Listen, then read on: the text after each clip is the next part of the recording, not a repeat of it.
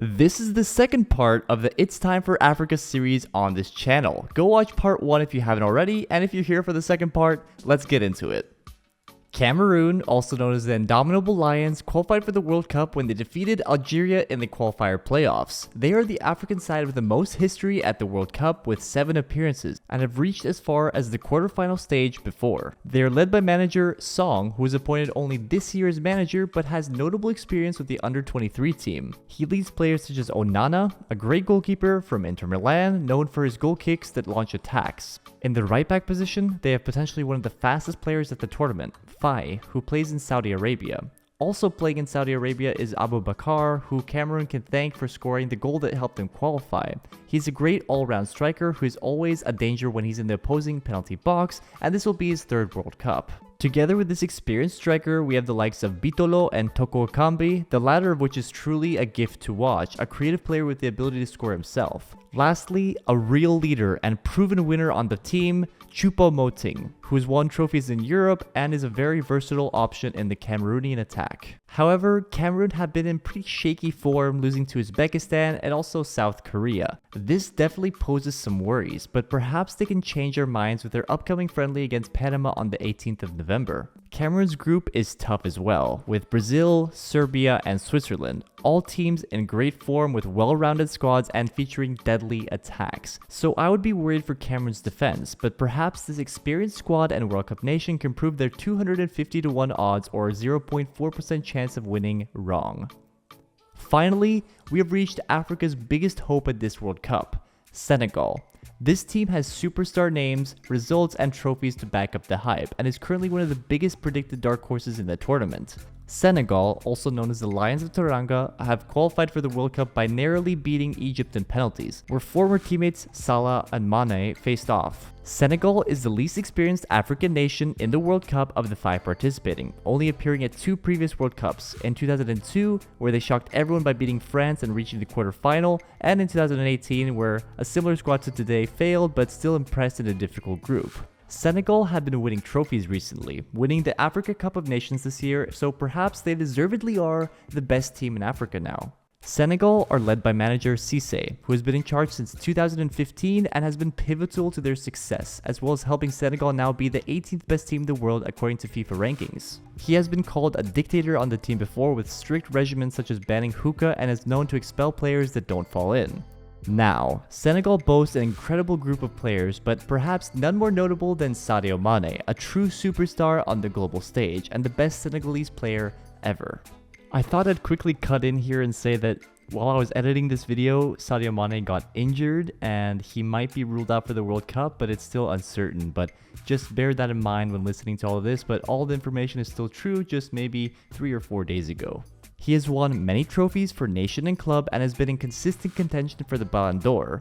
His attacking presence will be felt by opposing teams and he's guaranteed to score in my eyes. Continuing along, Senegal has, as awarded by FIFA, a player with the best goalkeeper award, which was given in January, that being Edouard Mendy, and he's also recently won the Champions League with Chelsea. The defense is no joke as well, with one of the best center backs in the world, Koulibaly. In midfield, more European team names such as Mendy, Sarr, and Gay form a balanced midfield with a mixture of defense, pace, and creativity. Perhaps a name you haven't heard yet, but will know very soon is Boulaye Dia, who will be slotted in the striker role and has a strong partnership with Mane. Senegal's recent form includes a win against Bolivia and a draw against Iran, which is fine form, with Iran being a good team also featuring at this World Cup. Senegal have 80-1 odds or a 1.2% chance of winning it all, which is much higher than the other African nations, but it only makes them 14th favorites at this World Cup. Let's take a closer look at their group. Senegal have been put in the hosts group, so Qatar, Netherlands, and Ecuador. A manageable group for Senegal, but by no means easy. Let's break it down. Senegal will start their World Cup campaign on the 21st of November in a game against the Netherlands, which on paper is their toughest opponent.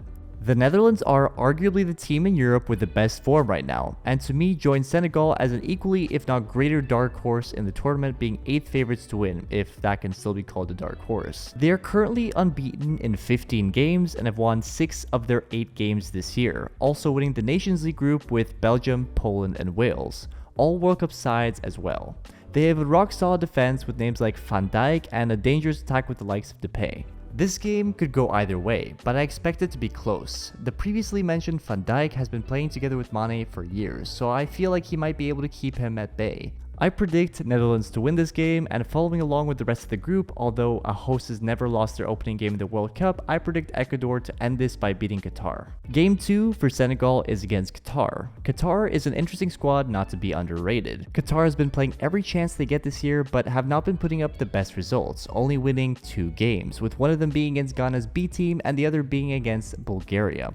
Perhaps their most interesting result this year was a draw against Lazio, which is honestly impressive considering Lazio are currently 3rd in Serie A with players like Immobile and Savic. However, I don't see them being able to create enough to score more than 1 goal, and they're unlikely to be able to hold back Mane and co. The other game in the group, I see Netherlands having a very close game with Ecuador, and we'll put it down as a Netherlands victory, but it could really go either way. The final game of the group stage for Senegal is Ecuador, which will most likely be a decider of which of the two will move on, with the Netherlands already being clear in first place and Ecuador and Senegal each with 3 points. Ecuador are a South American side, meaning it can't by any means be underestimated. In the last 2 World Cups, the South American sides have gotten out of the group stage 9 out of 11 possible times, with Peru in 2018 and Ecuador in 2014 being the only exceptions. Ecuador's recent form has been okay. They struggle to create, but they keep many clean sheets, and they're a gritty side to play against. I think a draw is likely, it's hard to predict. But in a world where Senegal overcomes Ecuador and achieves 2nd in the group, Senegal would then go on to face England perhaps, followed by France and Portugal most likely if they make it that far.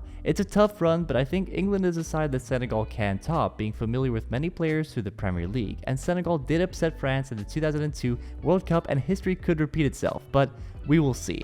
Now, to conclude this video and Africa's chances at this World Cup, some final thoughts and predictions on the nations in order of how well I think they might do. Cameroon are the team I have the most doubts over. They have struggled with recent form and just barely qualified for the World Cup. It seems unlikely for them to get out of their group with Brazil and 2 strong European sides in good form for me, and I see them really struggling to keep their net clean.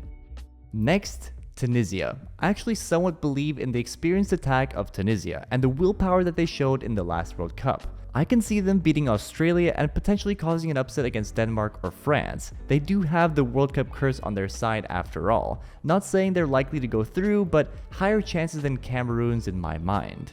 Morocco are a great side on paper with quality all over the pitch. I truly believe that they'll have a close game with everyone in the group, but my main concern is the lack of time with their new manager and the reintroduced players. A key game for them will be the game against Canada, and if they win that one, their chances are pretty good. I still don't see them being organized enough in time, however, and Croatia and Belgium are World Cup powerhouses.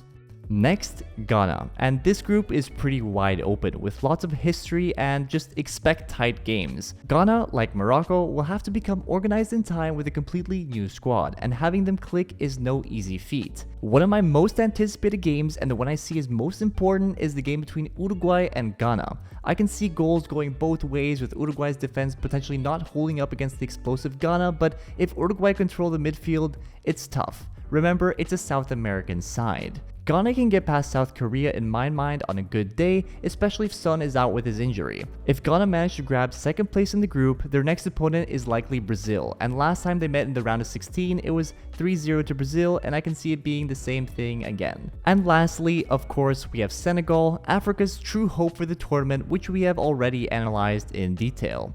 In summation, Africa are heading into this World Cup, in my eyes, not really strong enough to make it all the way and win, but their teams are full of life and excitement, and I do believe anything can happen, especially when it comes to Senegal. More importantly, however, is what you think. How will Africa do at this World Cup? Let me know.